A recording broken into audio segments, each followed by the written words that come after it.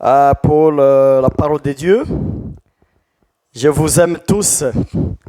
Merci pour tout le monde avec la correspondance, les gens qui me témoignent, ce qu'ils ont vu quand ils ont attaqué la prière, les gens qui commencent à trouver quelques pas de changement dans leur vie. Pour tout ça, que le Seigneur soit loué. Je sais que évidemment, c'est des prédications pratiques. Donc, quand tu entres dans les jeux et tu commences à trouver qu'il y a des enjeux avec toi, des mouvements, des dynamismes dans la vie, je t'invite une fois encore. Le thème d'aujourd'hui, c'est les premières réponses des sorciers ou sorcières. Les premières réponses ou les premières réactions des satanistes. Les premières réponses ou réactions des sorciers et sorcières à tes prières. N'oublie pas, mon frère, ma soeur, que nous sommes en train de parler de la délivrance au modèle de Cyrus, comment il a libéré le peuple d'Israël, et particulièrement sur l'aspect économique. Puisque je parlais la fois passée, la fois antérieure, et j'ai énuméré les 3 terrains d'action des ancêtres. Ils agissent fortement dans l'économie, ils agissent dans la famille, ils agissent sur l'aspect sanitaire ou la santé. Là, voilà les domaines que le diable a attribués aux ancêtres, puisqu'il a structuré ses activités. Et voilà les 3 domaines, c'est réservé au contrôle des ancêtres. Chacune de nous, il est sous une domination économique, familiale et sanitaire des ancêtres. Et les ancêtres ont eu la permission, la bénédiction de Lucifer lui-même d'occuper ces 3 secteurs d'activité. Donc les 3 samedis, je suis toujours dans l'aspect économique ou dans le secteur de l'économie. Et comment il faut libérer son économie, comment rendre sa vie vraiment libre et avoir une bonne vie. Ce n'est pas devenir le premier riche du monde. Ce n'est pas ce qui compte avec les prédications. L'application, ce n'est pas ça. Mais du moins, on vit une bonne vie où l'économie est libre, l'économie est bénie, selon le plan de Dieu et selon les promesses reçues. Voilà, donc aujourd'hui, c'est les premières réponses des sorciers ou des sorcières. Mets-toi à la place, c'est comme si tu as commencé les attaques. Et réellement, comme certains d'entre vous ont commencé déjà, vous commencez à frapper les sorciers dans l'environnement. Vous frappez, vous jetez du feu. Vous envoyez un feu dévorant contre les sorciers du quartier, les sorciers de votre famille, de votre entourage. Et vous commencez même à prendre tout ce qu'ils ont volé. Vous dites au nom de Jésus, j'ai ravi tout ce qu'ils ont amené. Écoutez ce qui arrive. Quand vous commencez à prononcer ces paroles, vous envoyez le feu dévorant. Vous brisez, vous cassez, vous ravissez. Dans le monde spirituel, il y a déjà d'action. Comme j'ai encore dit la fois passée, le monde spirituel est différent du monde visible.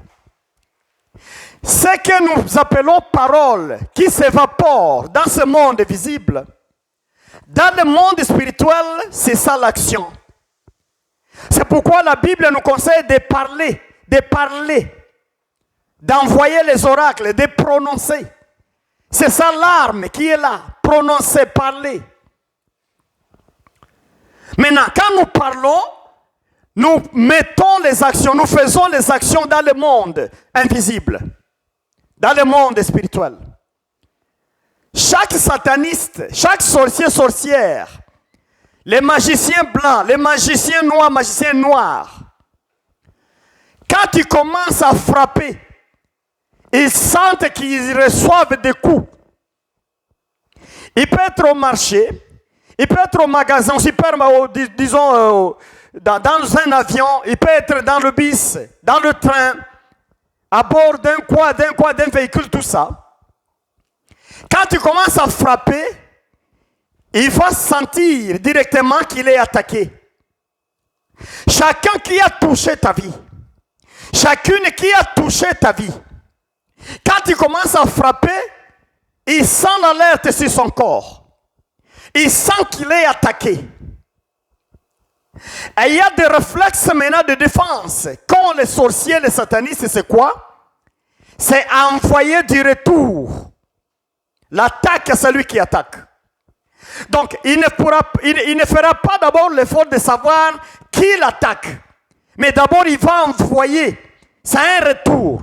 Il reçoit et puis il remet aussi une bombe pour aller attaquer celui qui a envoyé le feu.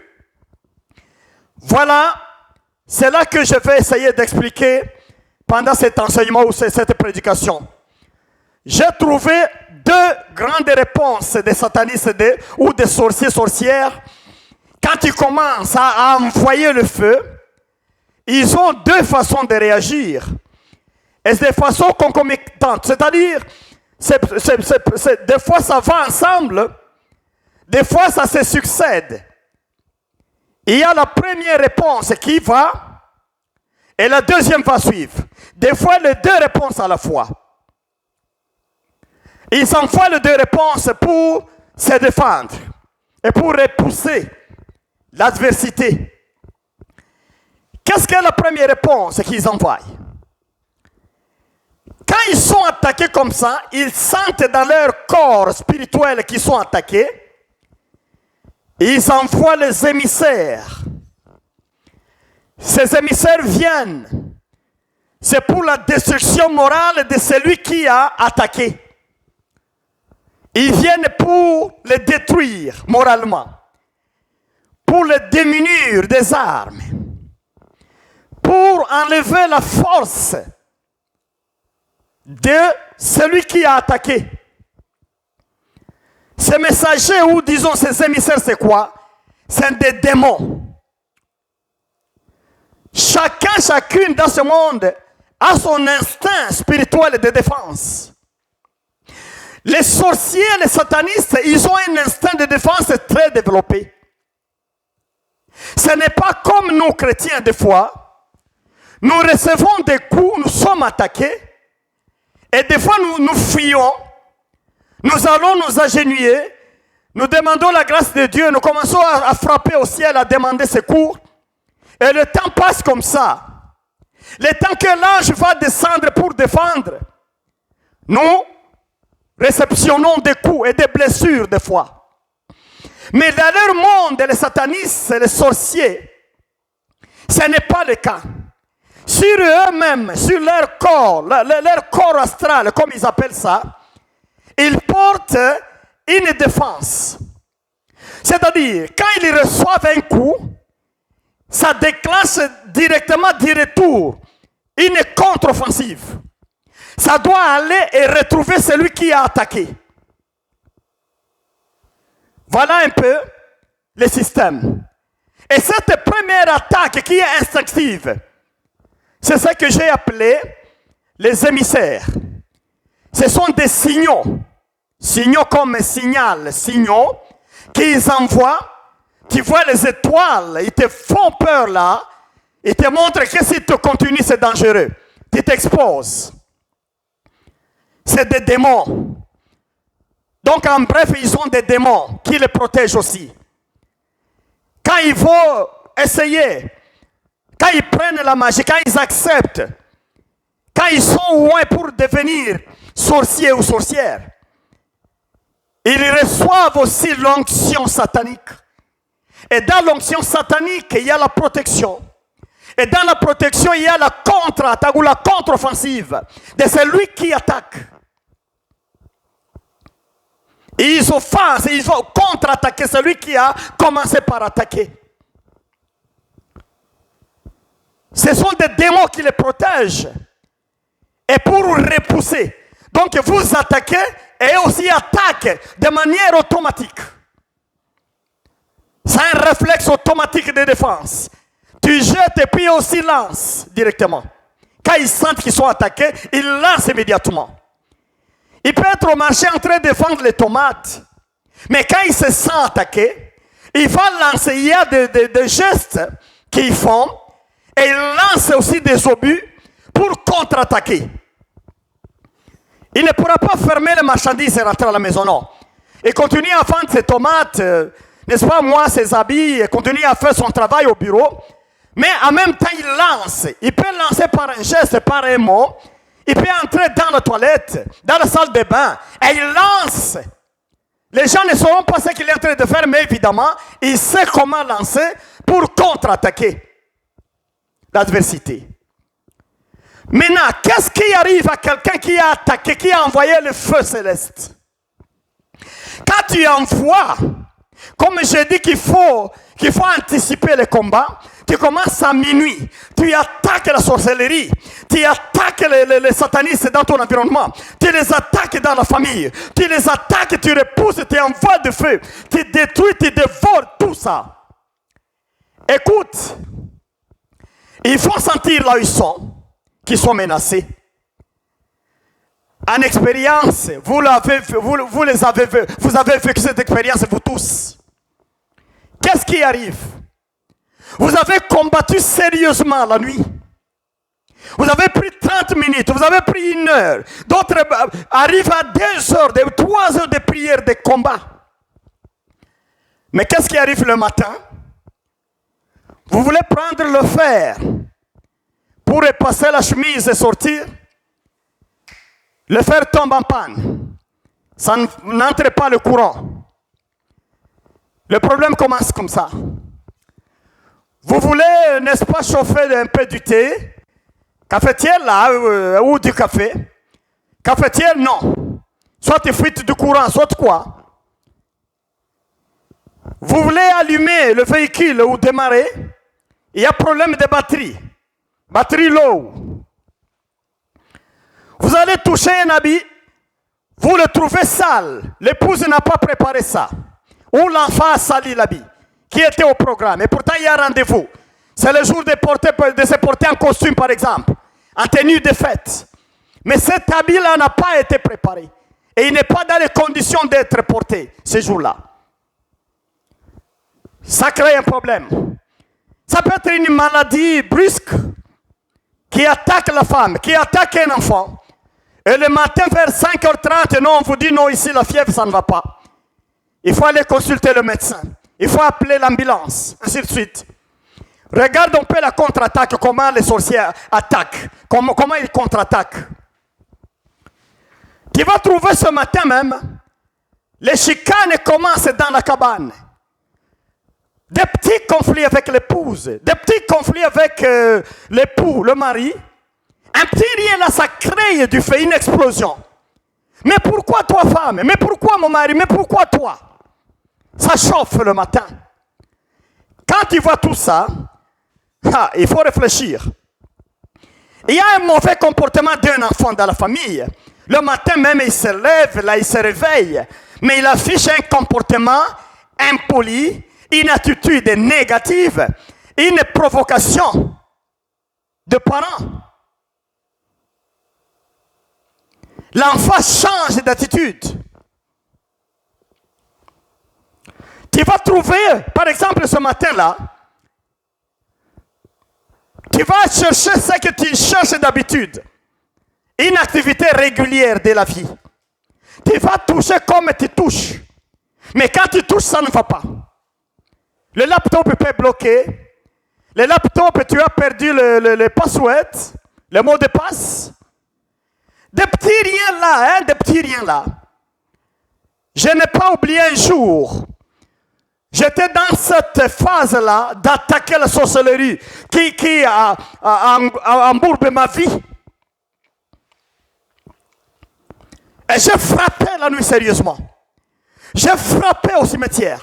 J'ai frappé les forêts. J'ai frappé les eaux. J'ai frappé les sorciers en soi. J'ai frappé les lieux, le séjour des morts. Et le matin, il fallait passer par la banque pour avoir un peu d'argent. C'est mon compte habituel. Mais j'arrive au guichet avant d'aller au bureau. Je présente le chèque signé. La première question de l'agent, du banquier me dit, mais monsieur, ça c'est pas ta signature. Moi je dis, ne t'en fais pas, c'est moi-même, c'est mon compte. Il regarde ma carte. Il regarde et dit, non, la photo ne te ressemble pas. Il y a un autre papa qui a signé sur ton compte, qui est signateur et qui n'est pas là. Ne t'en fais pas, mon frère. Ce débat a pris 45 minutes. On a appelé le directeur, le gérant de la banque. Il est venu. Il n'a pas eu de solution. Il fallait partir. Je suis parti comme ça. Mais demain, maintenant, on a résolu le problème. Donc, quand tu as attaqué, mets en tête qu'il y a une contre-attaque. Il y a une contre-attaque. Quelque chose viendra pour essayer de te frustrer, de te bloquer dans ta démarche. C'est ça que j'appelle ici les émissaires ou les démons qui viennent démoraliser les combattants spirituels. Mais toi, dans ce contexte, pose-toi la question, combien de fois tu as essayé de faire le combat, tu as essayé d'attaquer, tu as essayé d'avancer, mais dans le foyer, dans le couple, il y a apparu des problèmes. Il y a eu des conflits, peut-être les enfants, peut-être le mari, peut-être au travail. Donc la contre-attaque touche n'importe quoi là. C'est un combat là, au hasard, ça touche partout. Et tu te retrouves dans une situation moins confortable. Tu n'es pas à l'aise. Tu n'es pas à l'aise. Tu es détruit moralement. Laisse-moi t'amener un peu dans la Bible pour voir comment un combattant de taille, plus que nous tous, lui aussi a été battu. Tout simplement puisque les sorciers ont envoyé les émissaires pour contre-attaquer.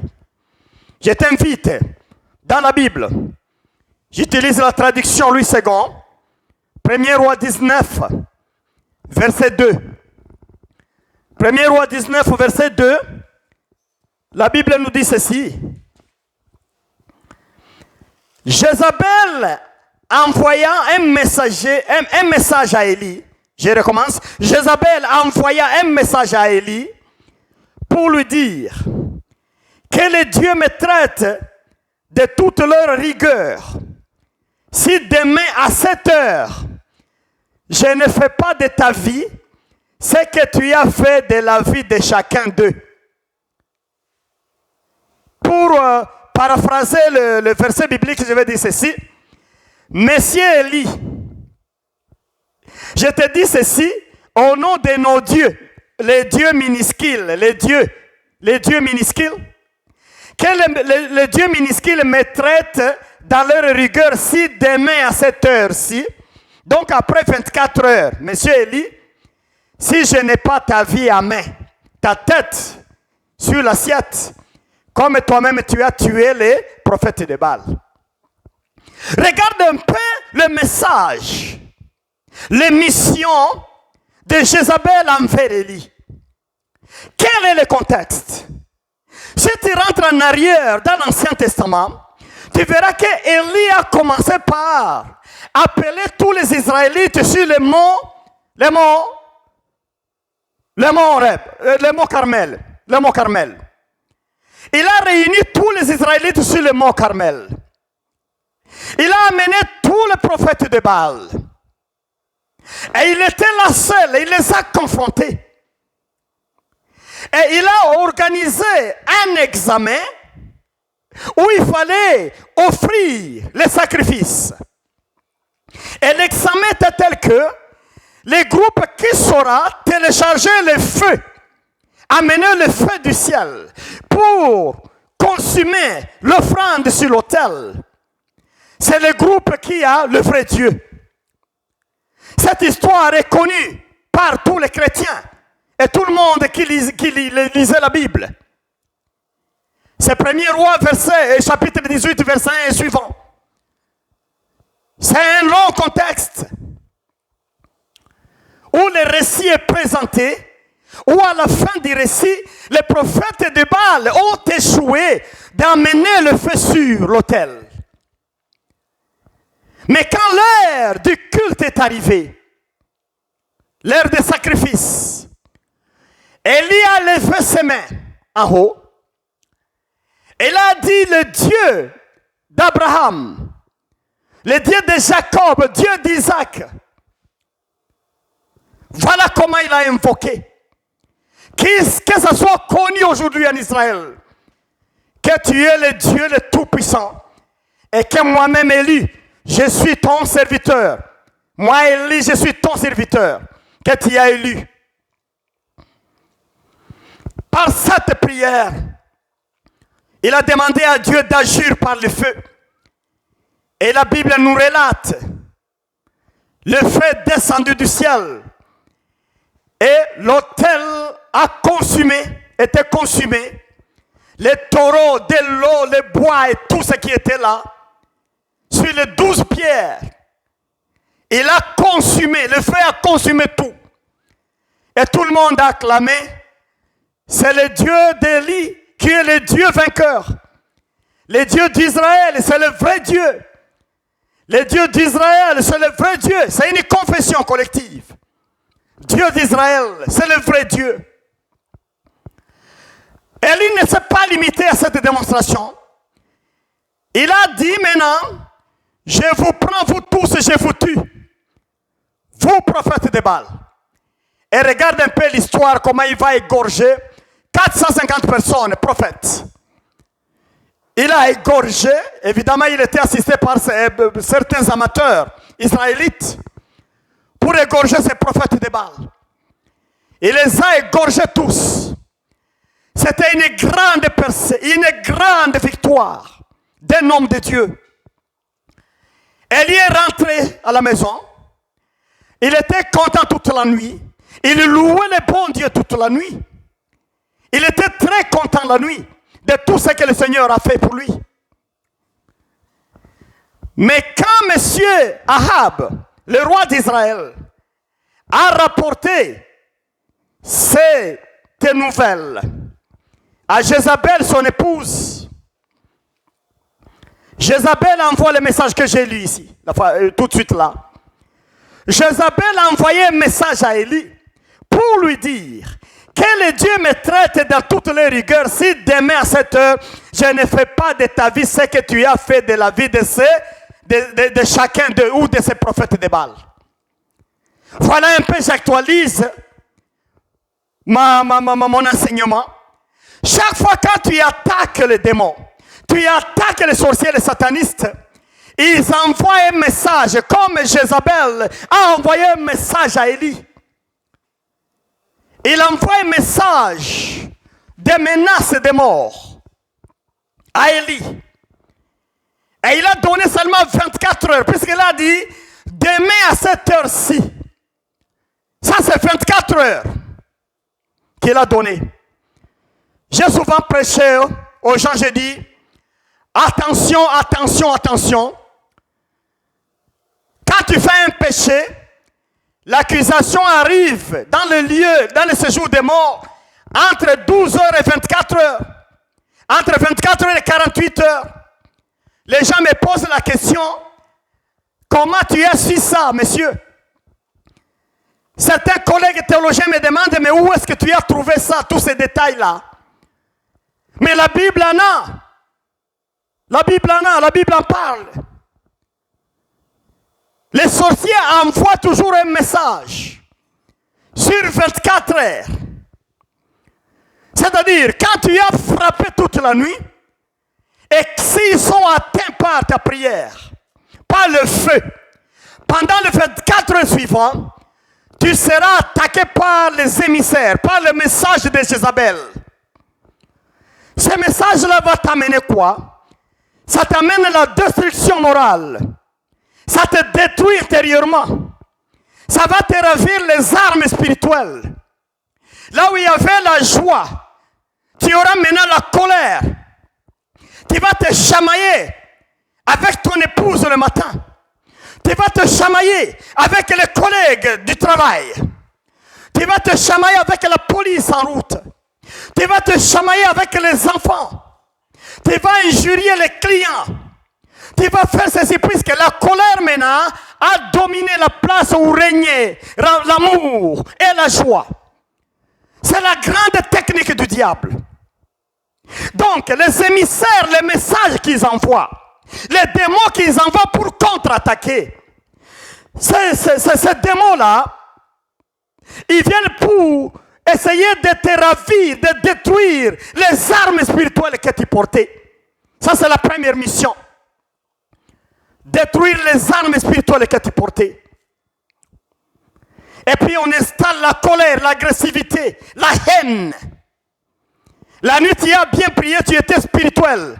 Mais à 9h le matin, tu deviens très colérique, très agressif, moins tolérant. Tout ça, ça vient de ce monde-là. Il y a la confiance en Dieu et en soi qui diminue. Quand tu entres en colère, la confiance diminue. Ça diminue. C'est le cas de M. Élie. Nous avons toujours prêché le positif et le bien pour Élie. Mais aujourd'hui, je te prêche ce point négatif d'Élie, le prophète Élie. Élie, il arrive à ce niveau-là quand il a reçu le message de Jézabel. Le message arrive dans les oreilles d'Élie. Élie entend de ses oreilles que demain, à la même heure, sa tête sera dans les mains de Jézabel. Élie déjà, le messager là, les émissaires, ont détruit sa force spirituelle. Il a perdu les armes spirituelles qu'il avait. La confiance en Dieu et en lui-même a diminué. Et pourtant, tantôt, il parlait de cette confiance puisqu'il disait que les gens sachent que tu es le vrai Dieu et que moi, je suis Élie, ton serviteur. C'est la confiance vraiment ambiante dans le Seigneur. Mais à ce niveau, la confiance disparaît dans M. Élie. Et puis, Élie commence maintenant à chercher comment échapper. Si tu vas lire 1er roi toujours 19, tu lis le verset 3-4, tu verras que monsieur Élie a eu peur, la peur. Il a eu peur et il a fui pour sauver sa vie. Ça c'est le verset 3. Élie eut peur et décida de fuir pour sauver sa vie.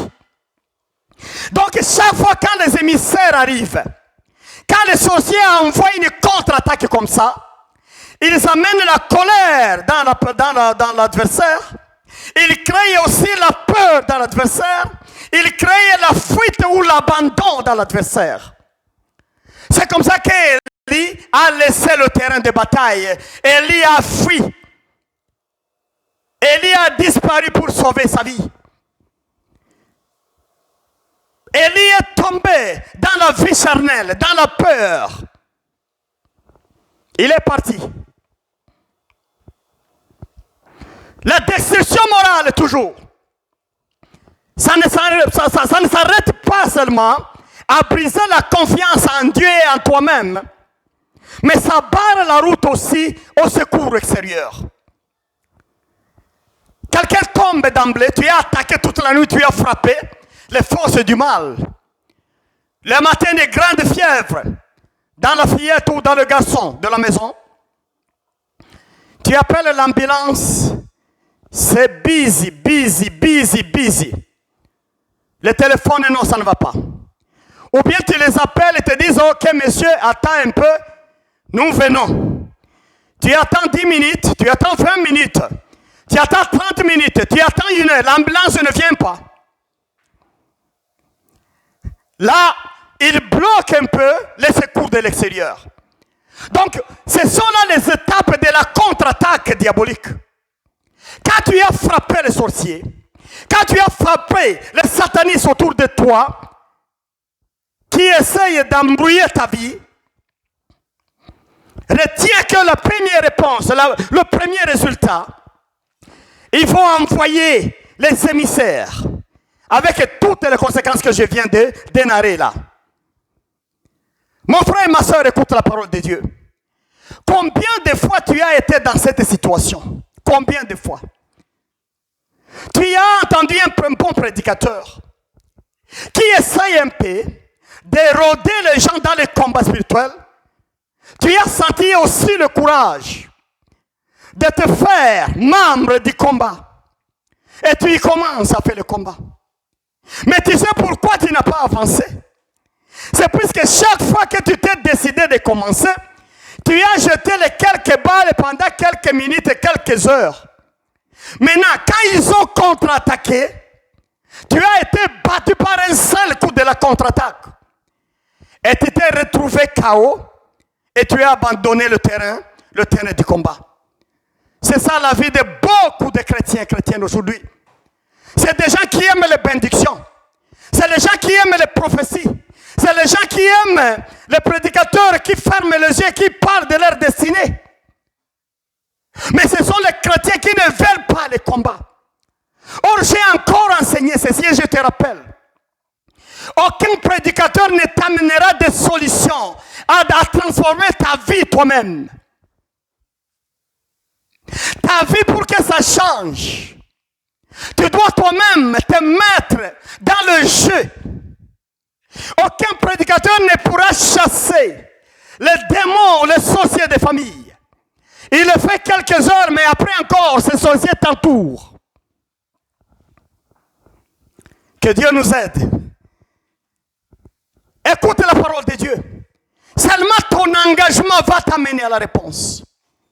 Si tu aimes le changement dans la vie que tu mènes aujourd'hui, si tu cherches la transformation de la vie, si tu veux que la vie change et que ça évolue, si tu veux un pas de plus, tu dois toi-même t'enrôler dans les combats et te considérer comme responsable de ta propre délivrance avec Jésus-Christ, qui est le maître.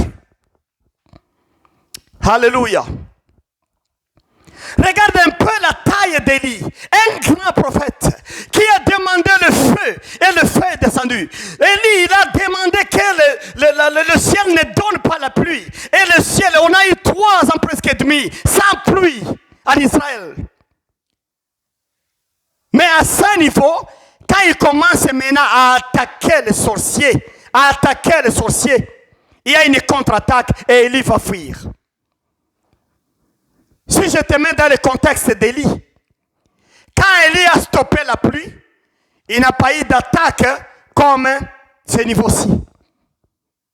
C'est-à-dire le miracle que nous faisons de gauche à droite et nous continuons à vivre, des fois ça nous embrouille, nous pensons que nous sommes spéciaux devant, ou spéciaux devant Dieu ou devant les hommes, non. Élie aussi a fait des miracles, même extraordinaires. Cela n'épate pas le diable. Lucifer ne tremble pas devant un miracle extraordinaire. Ce qui fait trembler le diable en soi, c'est le fait de l'attaquer. Comme ici nous commençons à attaquer ces infanteries, ces fantassins, ces sorciers.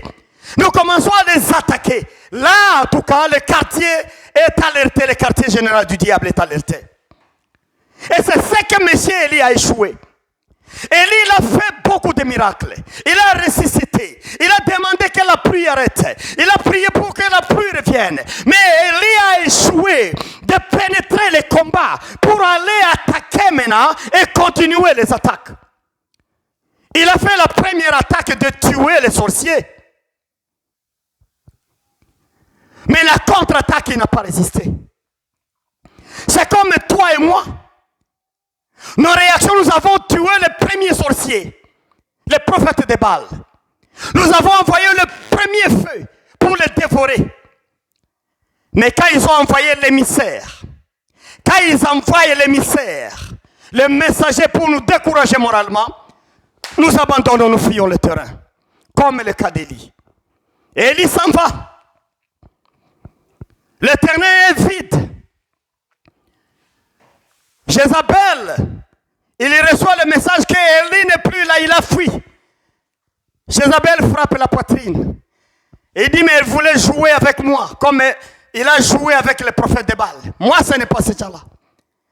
C'est comme ça que les sorciers des quartiers, les sorciers des familles se frappent la poitrine.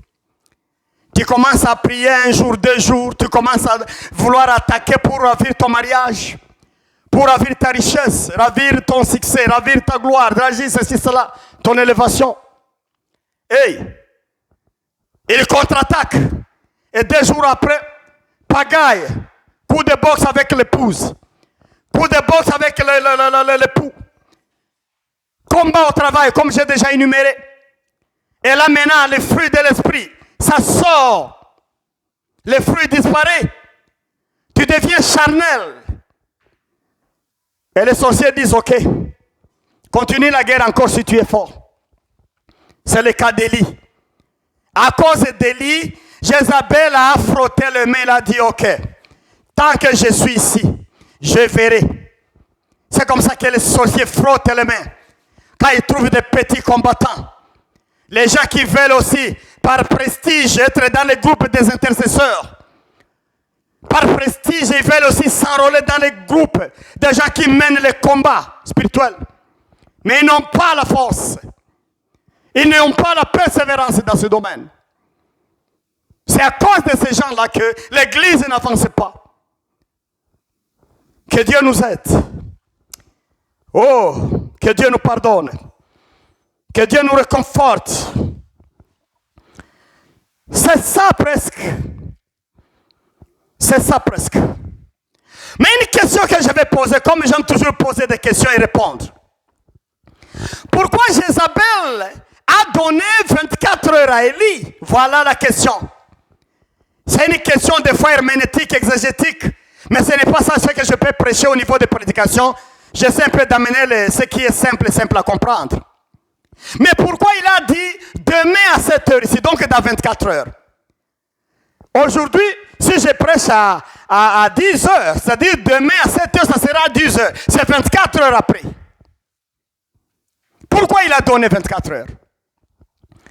Il a donné 24 heures à Élie puisque dans les 24 heures là, il prend le temps de consulter les dieux. Le texte même le dit. Jézabel a envoyé un message à Élie pour lui dire quel est Dieu? Si je peux paraphraser ou changer un peu les mots,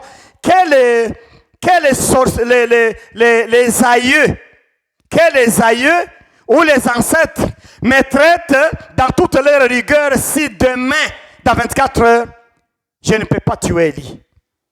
Pour dire demain, dans 24 heures, j'aurais déjà arrangé avec les ancêtres pour avoir la permission de tuer Élie. Le texte a tous les sens là.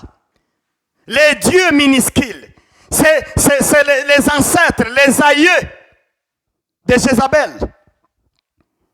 C'est que Jézabel sait qu'il n'a pas la permission de tuer dans 12 heures. Il n'a pas la permission de tuer dans 5 heures après la contre-attaque. Tout simplement pourquoi? Puisqu'il doit d'abord avoir la permission des ancêtres d'Élie. C'est ça que j'ai encore enseigné la fois passée. Avant de te tuer, les sorciers doivent faire l'investigation dans ta famille. Ils doivent avoir la permission de tes ancêtres pour te tuer. Ça c'est général. Ça s'applique à tout homme et toute femme dans ce monde. À tout humain. Tu ne peux pas mourir en dehors de ta famille. C'est pourquoi Jésus a dit l'ennemi de quelqu'un, c'est que c'est quelqu'un de sa propre famille. Dans la famille. C'est pourquoi Dieu a dit à Abraham de quitter son pays, quitter sa patrie, quitter sa famille. C'est pourquoi Jésus a demandé aux gens de quitter leur famille, frères et sœurs, et partir pour Jésus. Jézabel avait besoin aussi de la permission. Il voulait aussi faire les incantations, les prières, et puis entrer dans le spirituel, négocier maintenant avec les ancêtres d'Élie qu'il doit mourir puisqu'il a péché, il a tué. Le prophète de Baal, il doit tuer. Il doit être tué plutôt. Il a donné 24 heures. Mais avant les 24 heures, il y a d'abord les démons, les émissaires qui travaillent, qui amènent la peur, qui amènent la colère, la pagaille à la maison, des troubles dans les finances, des troubles de santé, des troubles à ceci, cela, pour te faire peur déjà, te préparer à la mort. Et de 24 heures, il y a quelques coups très très forts qui seront lancés. pour tuer. À moins qu'ils n'aient pas la permission chez les ancêtres. Puisque des fois, les ancêtres refusent. Les sorciers peuvent négocier les ancêtres pour te tuer, mais des fois, les ancêtres disent non. Ils disent non, nous ne voulons pas le tuer. Nous ne voulons pas le tuer. Cela arrive souvent. Mais si ce n'est pas ça, tu seras tué. Mais s'ils disent non, là maintenant, ils cherchent un autre châtiment, une autre grande punition. Cela, ça se réalise pour tout homme, tout genre, tout homme. Il est victime de ce que je suis en train d'enseigner ici. Regarde maintenant, c'est le cas de monsieur Élie. La première réponse, c'était envoyer les émissaires. J'ai essayé de développer ça. Mais la deuxième réponse, c'est quoi? C'est maintenant envoyer l'esprit de mort après les 24 heures. C'est ce que Jézabel a dit. Demain à l'heure comme à cette heure, comme si, à l'heure comme si. C'est que dans 24 heures, dans 24 heures, les démons, ce qu'on appelle l'esprit de mort, va maintenant atterrir pour venir te prendre. C'est à condition que les ancêtres acceptent. Tu seras emporté. Et là, on vous dit non, tel, mais n'est-ce pas, il est mort. Tel est accidenté, il est mort. Telle victime d'une ébullition. D'un incendie, je voulais dire. Victime, n'est-ce pas, de coups de feu, des voleurs. Victime de ceci, cela. Il n'est plus là. Les voleurs amermés ont tiré dessus. Voilà, n'importe quoi. C'est entre 24 heures et 48 heures que cela atteigne. Toujours. Malheureusement, les hommes et les femmes, nous ne faisons pas attention à ces choses-là. Et pourtant, si l'Esprit de Dieu renouvelle notre intelligence, nous allons contrôler toutes ces choses. Nous allons nous mettre à la garde et contrôler toutes ces choses. Et nous allons bloquer la plupart au nom de Jésus-Christ. Gloire à Dieu. Mais c'est entre 24 heures à 48 heures qu'on tue la personne qui a commencé à attaquer. Mais si les ancêtres refusent, ça c'est autre chose, ça change. Mais à part les ancêtres, il y a aussi Dieu. Des fois, Dieu aussi n'est pas d'accord. Ils envoient des bataillons de démons pour venir maintenant t'enlever la vie. Mais ils trouvent maintenant l'ange de Dieu déjà là. Qui est en train de te protéger, qui va les bloquer. Donc les ancêtres aussi peuvent refuser ou accepter, mais il y a aussi Dieu qui a le dernier mot. Tu es faible dans la prière, tu as abandonné le terrain de bataille, mais Dieu dit non, ce n'est pas ton temps. Dieu aussi bloque. Il y a des fois ça arrive comme ça. Et les chrétiens avancent encore doucement, timidement. Mais voilà ce qui s'est passé à l'opération. C'est comme ça que ça se passe dans le monde spirituel. Donc la deuxième réponse, c'est envoyer l'esprit de mort. Je vais maintenant t'amener au point de quelle attitude prendre. Quelle attitude prendre quand tu commences à frapper, comme la plupart de mes frères et sœurs qui me disent « Demain, je vais commencer, pasteur. Mon frère, demain, je vais commencer. Pasteur, demain, je vais m'engager. Demain, je recommence encore. Je me ranime, et puis demain, je me mets encore dans le terrain pour commencer à attaquer. » Écoute, quand tu te mets à attaquer, et le lendemain, tu sens les contre-attaques, les émissaires arriver, retiens que tu as une période de 24 heures de danger. C'est seulement 24 heures de danger. Ça ne peut pas aller au-delà. Ça, c'est la première bonne nouvelle. Seulement 24 heures. Mais quelle attitude prendre maintenant? La première attitude à prendre, c'est le renouvellement de votre intelligence. C'est-à-dire, quand vous allez en Éphésiens 4, 23, il dit que l'Esprit en Jésus qui renouvelle l'intelligence. Nous devons avoir l'intelligence renouvelée. Il y a des gens dont l'intelligence est bloquée, est possédée, est occupée. Ils ne réfléchissent plus. Leur conscience ne travaille plus. Mais quand l'Esprit de Dieu vient pour renouveler notre intelligence, nous sommes en mesure d'interpréter les réalités spirituelles sans difficulté. Nous interprétons les événements. Par exemple, il y a des gens dans ce monde, ils sont ivres de leur science. Et ils pensent qu'il y a des événements fortuits. Ils pensent qu'il y a des événements par hasard. Mais moi, je t'informe, si tu as l'intelligence d'en haut, l'intelligence que l'Esprit de Dieu donne à chacun et chacune, tu sauras qu'il n'y a pas de hasard dans ce monde. Même le fait de glisser, de tomber sous la glace, il n'y a pas de hasard en ça. Il y a une connotation spirituelle. Même le fait de perdre $5 quand tu marches, il n'y a pas de hasard en ça. Il y a toujours des connotations et des connivences spirituelles. Le fait d'être attaqué par quelqu'un que tu connais, tu ne connais pas, il n'y a pas de hasard. Le fait d'être attaqué par un chien, par exemple, ce n'est pas un hasard. Il faut être trop naïf spirituellement pour penser que tous ces événements-là, c'est gratuit. En fait, c'est un hasard, c'est par malchance. Il n'y a pas de malchance. Il y a des préparations dans le monde spirituel de tout ce qui arrive. Et rien ne peut échapper dans le spirituel. Nous sommes tous des scientifiques. Nous avons là où nous parlons de la science. Nous avons des auditoires où nous discutons de la connaissance, de la science. Mais quand nous allons dans le monde spirituel, le langage change. Puisque le monde spirituel a des réalités qu'on peut comprendre seulement quand on est dans le spirituel. Mais quand on n'y est pas on n'est pas là, on est dans la chair, on réfléchit avec la connaissance humaine, l'intelligence humaine, la sagesse de ce monde. Et qui ne suffit pas à expliquer tout. Mais si nous sommes dans le spirituel, nous trouvons une grandeur, la largesse de la connaissance. Mais quand l'Esprit nous renouvelle, il renouvelle notre intelligence. Nous allons interpréter et bien comprendre les événements. Il n'y a pas de hasard. Tout vient de quelque part. Le bien vient de quelque part, le mal vient de quelque part. Gloire à Dieu. Mon souhait est que Dieu renouvelle ton intelligence. Pour comprendre l'essence de ta propre vie, l'essence de ton existence, et que tu amènes des fruits importants dans ta vie, et que tu remplisses ta mission bien.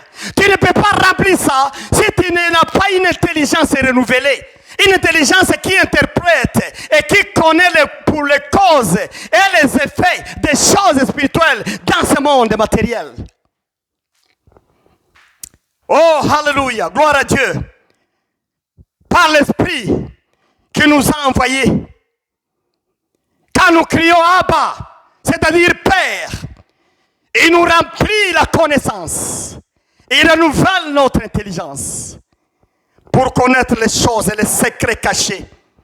Les gens de ce monde, ils connaissent beaucoup de choses, mais ils ont ignoré les secrets de la vie spirituelle en Jésus-Christ.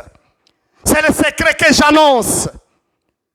C'est le secret que je rappelle encore aux hommes et aux femmes qui aiment le Seigneur. Les secrets cachés, Dieu les révèle en renouvelant notre intelligence. Gloire à Dieu. Le deuxième point de l'attitude. Mon frère, ma soeur, quand tu es contre-attaqué, ne dépasse pas 12 heures dans la colère. Les minutes et les heures comptent. Comme 2 minutes peuvent sauver un malade qui est dans l'ambulance. C'est comme ça que 2 minutes peuvent te sauver de l'agressivité ou de l'esprit de la mort. Si tu arrives à faire l'attaque, tu fais des frappes aux forces de la sorcellerie. Et tu trouves que le matin ou le soir, il y a déjà des flèches qui viennent contre-attaquer. Tu te sens mal à l'aise. Tu te sens dans la peur. Tu te sens dans la colère. Ne dépasse pas 12 heures dans la colère. Paul a prévu ça puisqu'il est le combattant. Le meilleur combattant du Nouveau Testament, à part Jésus, c'est Monsieur Paul. Puisqu'il donne de grandes techniques de combat. Qu'est-ce que Paul va nous dire? En Éphésiens 4, Versets 26 à 27. Il dit, si vous vous mettez en colère, ne péchez point, que le soleil ne se couche pas sur cette colère et ne donnez pas accès au diable. Paul, il a compris que la colère qui vient comme ça est envoyée par les sorciers. C'est des démons, des émissaires qui amènent ça. Et si tu continues à ça, après 12 heures, le diable va en profiter pour envoyer l'esprit des morts. Écoute un peu, c'est un peu mathématique là. Tu commences à recevoir les attaques le matin, tu te sens mal à l'aise, tu te sens furieux, tu te sens en colère. Mon frère, ma soeur, écoute. Ne continue pas 12 heures toujours dans la colère. Puisqu'après la colère, on va maintenant envoyer l'esprit des morts pour mettre fin à ta vie. Paul a dit ça, afin que le diable n'en profite pas. Tu dois arrêter la colère et demander pardon à Dieu et revêt-toi encore des habits spirituels, de la joie, de la force, de l'espérance, de l'amour. Maintenant, après les 12 heures, quand il te voit maintenant, il te voit encore dans la forme spirituelle, authentique. Tu as les habits de la joie. Tu as les habits de l'amour, de l'espérance. Oh, alléluia. Il faut venir maintenant avec l'esprit, mais l'esprit de mort va dire non, je n'ai pas où entrer. Le Messie a fermé toutes les portes que vous avez ouvertes. Il a fermé tout. Il a tout fermé. Je n'ai pas où entrer. Il a tout fermé. Il a verrouillé les entrées. On ne peut pas entrer. C'est puisque tu t'es revêtu de la joie, de l'amour, de la patience, du pardon, de la foi. Oh, alléluia. Je prêcherai sur ces choses au fur et à mesure. Mais je te dis que si 12 heures passent et tu continues à être dans la colère, tu vas voir comment tu vas perdre. Tu vas perdre l'argent, tu vas perdre quelqu'un ou perdre quelque chose de valeur. C'est ça. Ça a toujours été ça. Ne dépassez pas 12 heures dans la colère. Ephésiens 4, 23. Disons 26 à 27, oui. 26 à 27. Oh, alléluia. Que Dieu nous aide. Que Dieu nous aide. Ne dépassez pas 12 heures dans la colère. Ephésiens 4, 26 à 27. 26 à 27. Ne péchez pas dans la colère. Tu peux sentir dans le cœur l'amertume. Tu sens que c'est lourd. Hein? Tu ne sens pas aimé. Tu ne te sens pas aimé aussi. Tu n'acceptes pas. Tu ne digères pas. Tu ne comprends pas. Rien ne marche. Mais ne pêche pas. Ce qui va t'aider à ne pas pécher à cet état, c'est de garder ta bouche. Tu as la colère, mais tu gardes ta bouche pour ne pas prononcer le mal.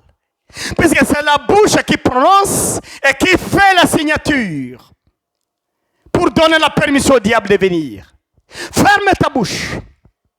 Tu sens la colère, tu sens la furie, mais tu gardes, tu caches quand même. Tu fermes la bouche pour ne pas prononcer le mal. Tu évites les gens colériques, les coléreux. Tu évites les provocateurs. Et tu continues à demander à Dieu, Saint-Esprit, remplis-moi encore la joie. Je chasse l'esprit de colère. Je chasse l'esprit de haine. Je chasse l'esprit qui m'attaque. Je chasse les émissaires du diable. Au nom de Jésus. Avant 12 heures, il faut éliminer tout ça. Quand Jézabel va parler avec tes ancêtres, quand il faut venir avec une attaque foudroyante, ils vont te trouver maintenant dans l'état normal spirituellement, bien vêtu. Ah, et là, ils vont dire non, mais on n'a plus d'opportunité. On n'a plus d'opportunité. Voilà comment le monde spirituel travaille. C'est pourquoi mes frères, ne vous lassez pas. Si vous avez commencé, continuez. Même Dieu n'aime pas les gens qui rentrent en arrière, qui se lassent, qui se fatiguent. N'est-ce pas? Dieu, il est content pour les gens qui s'engagent. Quand vous vous engagez et vous continuez. Tu as commencé le combat spirituel en 2014. En 2015, tu as abandonné. Le diable t'a fait un coup. Les sorciers t'ont envoyé les émissaires et tu as abandonné le chantier. En 2016, tu trouves encore un prédicateur, tu dis, encore je vais recommencer. 2 mois encore, on te donne un coup, tu tombes par terre. En 2020 encore, tu dis, je vais recommencer. Cette vie-là va te coûter très cher. Mais quand on commence, il faut continuer. Celui qui commence à cultiver, s'il ne regarde pas en arrière, il va plaire à son Dieu. Regarde devant, continue dans la bataille, même s'il y a des contre-attaques, même s'il y a des représailles qui arrivent, avance toujours. Ne garde pas la colère dans ton cœur. Tu verras comment tu vas briser encore. Puisque quand tu résistes à ces émissaires, le combat va changer d'ampleur. Tu vas quitter maintenant le niveau des sorciers. Le dossier sera au niveau des ancêtres maintenant. Et c'est là que je vais t'amener prochainement. Mais ici, d'abord, je te montre que tu dois attaquer et continuer à attaquer. Ne péchez pas dans ta colère. N'abandonnez pas les rings comme Élie a abandonné. Continue à utiliser le feu. Mais mets-toi dans... Je termine par là. Mais si monsieur Élie restait toujours là où il était et commençait à invoquer le feu encore, le Dieu d'Abraham, le Dieu de Jacob, le Dieu d'Israël, le Dieu d'Isaac, envoie le feu pour consumer Jézabel et sa maison. Envoie le feu, Père, envoie le feu. Dieu voulait que Monsieur Élie déclenche cette prière pour qu'il puisse envoyer le feu et mettre fin à la vie de Jézabel. Élie a abandonné le ring. Tu vas me dire, mais pourquoi? Je vais te dire oui. Je ne peux pas continuer à lire les versets bibliques. Mais tu sais qu'en 1er Roi 19, 16 à 18, si tu as du temps, tu peux contrôler ça. Quand Élie a fui, il arrive quelque part. Dieu lui dit, mais qu'est-ce qui ne va pas? Il dit, non, je suis en problème, j'ai fui, on a tué tous les prophètes, il ne reste que moi. Voilà, Jézabel il veut me tuer. Dieu n'était pas content avec Élie. Il a dit, monte sur la montagne, nous allons parler. Et il était dans la grotte. La voix de Dieu dit, viens encore, monte encore, monte encore. Dieu s'est manifesté en 3 formes. Par le feu, par le tremblement, dans le vent. Mais après, Dieu apparaît maintenant à Élie. Mais qu'est-ce que Dieu a dit à Élie? Élie, c'est un fuyard, c'est un abandon. Il a abandonné le terrain de la guerre. Regarde la réponse en 1er Roi 19, 16 à 18. Dieu dit ceci à Élie. Élie, écoute. Va maintenant, vas-y. Tu passes par Damas. Tu passes dans le désert vers Damas. Tu vas trouver un homme qu'on appelle Azaël. Il faut le oindre. Il sera le roi de Syrie. Tu vas trouver un homme qu'on appelle Jéhu. Mettez l'onction sur lui. Il sera le roi d'Israël. Tu vas trouver un homme qui est en train de paître son troupeau. Il s'appelle Élisée. Mettez l'onction sur lui. Il va te remplacer. Mais ceux qui lisent la Bible, mes frères, mes sœurs, ils savent que c'est la fuite du combat spirituel qui a fait la révocation de M. Élie. Puisque Élie a fui le terrain de bataille, Dieu l'a aussi révoqué. Dieu dit maintenant, Élisée va te remplacer. Dieu n'a pas répondu aux réclamations, aux plaintes d'Élie. Oh non, on veut me tuer, je reste seul. Et moi, j'aimerais mourir même, c'est mieux. Et d'ailleurs, écoute, je suis seul. Et d'ailleurs, j'ai déjà fait beaucoup de miracles en Israël. Et quoi? Dieu n'a pas pris 4 chemins. Dieu a dit seulement, monsieur Élie, je t'écoute, mais allez-y. Va oindre Azaël en Syrie pour pour la Syrie, va me oindre Jéhu pour Israël, va oindre Élisée pour te remplacer. Que Dieu nous pardonne. Le jour-là, Dieu a terminé la mission avec Élie. C'est maintenant Élisée qui sera prophète à la place. Et Dieu ne se limite pas là, il dit ceci. Comme ça, celui qui va échapper l'épée d'Azaël, roi de Syrie, sera tué par Jéhu, roi d'Israël. Et celui qui échappe l'épée du roi d'Israël sera tué par le prophète Élisée.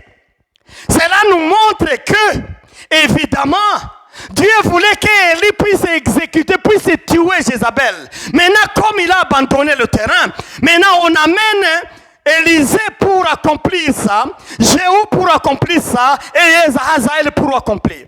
Si tu abandonnes le terrain de bataille, Dieu va mettre d'autres personnes qui vont continuer à ta place. Mais si tu es engagé, continue toujours.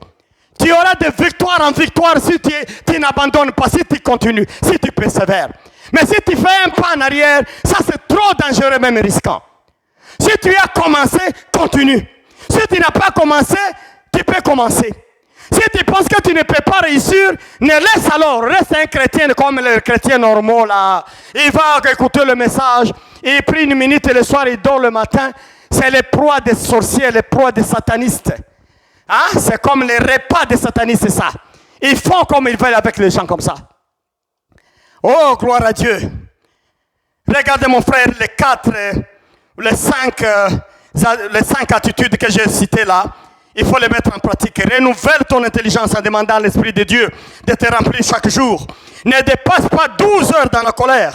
Ne pêche pas dans ta colère si tu es dans la colère. N'abandonnez pas le ring. Et puis continue à utiliser le feu. Si Élie pouvait continuer à jeter le feu, oh alléluia, il y aurait de grands effets contre Jézabel et Akab. Mais il n'a pas résisté, il a abandonné. Il a abandonné. Que Dieu nous aide, qu'il nous bénisse. Que nous ne soyons pas parmi les gens qui abandonnent, mais que nous soyons parmi les gens qui avancent avec le Seigneur. Regardez le progrès, regardez le succès, regardez la victoire de continuer d'avancer avec le Seigneur dans ce domaine de combat. Que Dieu nous aide. Voilà, ne soyez plus frustrés par les contre-attaques des démons ou disons des sorciers, des satanistes. Écoutez la parole de Dieu, avance toujours. Prochainement, je vais amener maintenant la série d'attaques des ancêtres eux-mêmes. Comment ça doit se faire. Que Dieu vous bénisse. Laisse-moi prier. Seigneur Jésus, bénis ce message. Bénis mon frère et ma soeur. Amène-les à persévérer dans ces combats. Amène-les à continuer à avoir l'audace d'attaquer et d'attaquer toujours. De ne pas être frustré. De fuir comme Élie a fui. Nous demandons la force dans ton Seigneur. Pour ton Église, dans le monde. Pour les chrétiens, chrétiennes. La moisson est grande. Nous avons besoin de travailleurs, de serviteurs, pleins de la puissance du Saint-Esprit, pour faire face aux attaques des sorciers qui montent jour au jour. Mais merci Seigneur, puisque tu as une grande armée dans le monde que tu utilises. Oh, gloire à ton nom, Seigneur. Merci Seigneur, parce que tu as une grande armée. Et tu vas nous compter dans ta grande armée. Et tu peux compter sur nous, Seigneur. Comme nous-mêmes, nous comptons sur toi. Alléluia. Bénis ton Église. Bénis tout le monde qui m'écoute. Au nom puissant de Jésus-Christ. Amen, amen. Amen.